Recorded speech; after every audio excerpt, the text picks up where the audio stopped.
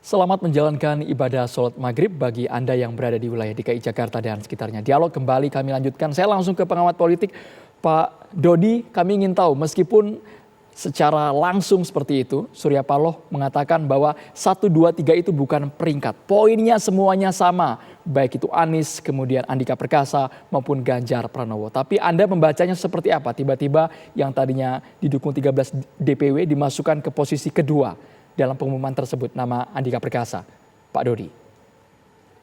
Nah, oke.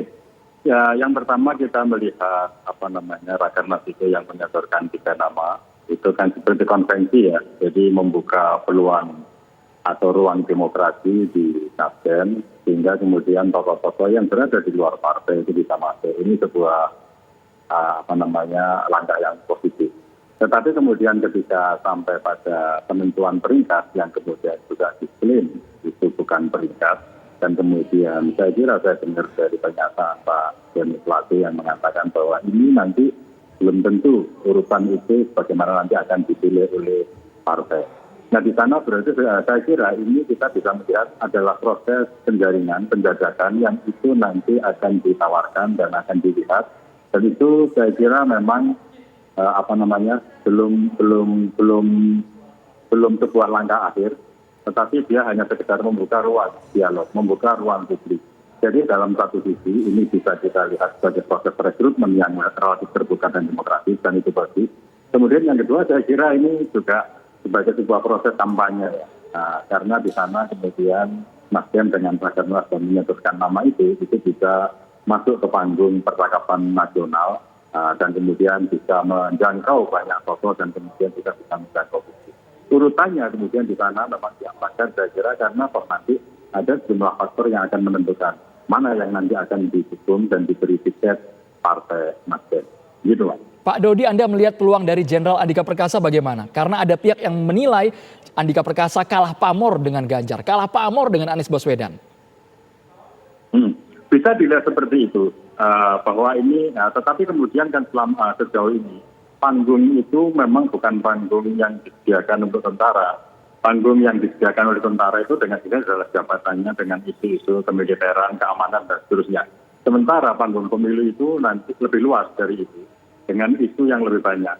Dan kemudian liputan media itu juga lebih banyak kepada isu-isu yang berkaitan dengan isu-isu sosial, politik, ekonomi yang itu nanti akan ditangani oleh Capres-Cawapres.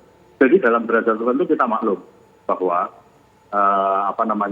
nama dari Pak Andika itu berada di nomor 3 atau nomor 4, tergantung nanti di sana karena ada beberapa perubahan di sana. Itu bisa dimaklumi. Tetapi yang kemudian perlu untuk kita kita lihat, selain kita mencoba untuk melihat bahwa ini adalah proses rekrutmen yang terbuka, nah di sana itu saya kira Pak Andika memang selama ini kan panggungnya relatif terbatas. Dan setelah itu kemudian kita juga bertanya-tanya, apakah memang jabatan Panglima TNI itu menjadi semacam batu loncatan untuk ke politik. Tetapi kita perlu untuk juga sejak awal menekankan bahwa kalau seandainya tidak ada larangan dari undang-undang ya siapapun boleh dicapreskan, dan itu bisa terbuka dalam Rakernas Nasdem tersebut. Tetapi kalau kita bicara tentang bobotnya, kita tidak berbicara tentang bobot di situ, tetapi kita berbicara tentang popularitas. Nah di sana saya kira 2 nama yang di atas Pak Andika itu yang satu Mas Anies Baswedan, kemudian yang kedua itu Mas Ganjar Pranowo, saya kira sudah malang melintang ya, malang melintang di level provinsi, malang melintang juga di level nasional. Jadi saya kira di sana dalam derajat itu suatu kenormalan. Gitu Pak.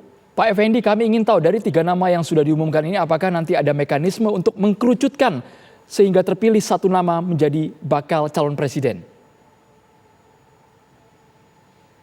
Ya tentu saja, sebagaimana disampaikan Ketua Umum tadi malam, presiden itu hanya 1 orang, wakil presiden pun hanya 1 orang, tidak 3 orang.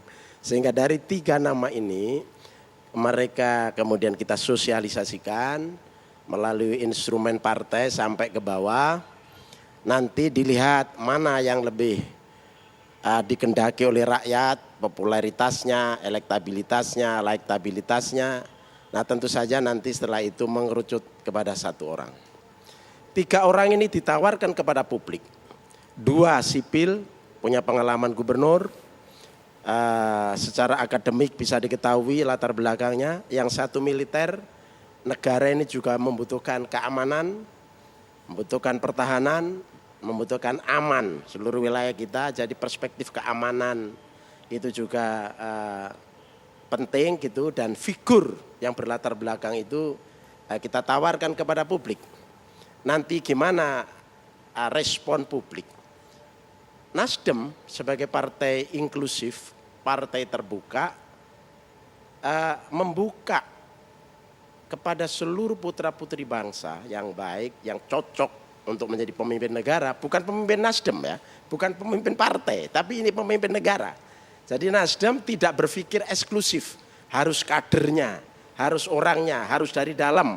Meskipun misalnya Pak Gobel 4 besar, tapi bukan dia yang dimajukan, tapi yang lebih popularitas lebih tinggi dan ada aspek lain yang juga ditampilkan oleh Nasdem, yaitu militer. Nah, ini menunjukkan bahwa apa yang dilakukan oleh Nasdem ini untuk kepentingan bangsa dan negara, bukan untuk kepentingan partai Nasdem. Baik, kira-kira begitu. Pak Effendi, kita kembali ke Pak Dodi. Kami juga ingin tahu apakah nantinya dengan komunikasi parpol lain akan menggeser nama-nama yang sudah diumumkan oleh Nasdem ini, Pak Dodi?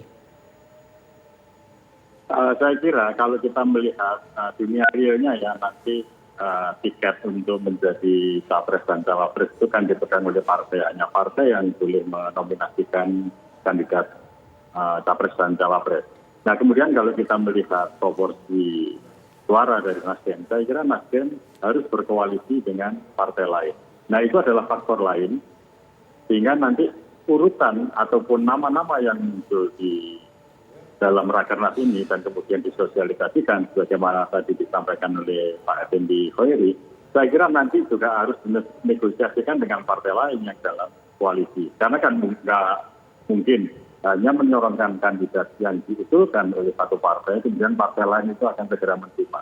Saya kira di sana ada proses negosiasi, ada proses tawar-menawar, dan mungkin di sana kemudian calon cawapres itu menjadi salah satu kartu di mana itu bisa diobrolkan. Jadi kalau seandainya Nasdem mengajukan capres, maka cawapresnya nanti akan ditentukan oleh yang lain. Dan sebaliknya seperti itu. Saya kira seperti itu. Terima kasih pengamat politik UGM, Bapak Kusrido Ambardi, dan juga politikus Partai Nasdem, Bapak Effendi Hoiri, sudah bergabung di Kabar Petang. Sesaat lagi di Kabar Petang, setelah 2 tahun tidak beroperasi, kini pertunjukan air mancur di lapangan Banteng, Jakarta Pusat akan dimulai kembali. Tetaplah bersama kami.